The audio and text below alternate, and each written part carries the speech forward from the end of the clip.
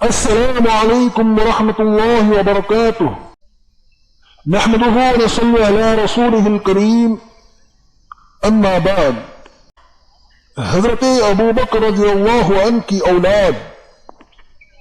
حضرت ابو بکر رضی اللہ عنہ کے 3 بیٹے اور 3 بیٹیاں تھیں۔ حضرت ابو بکر رضی اللہ عنہ کے پہلے بیٹے عبد الرحمن بن ابو بکر ہیں۔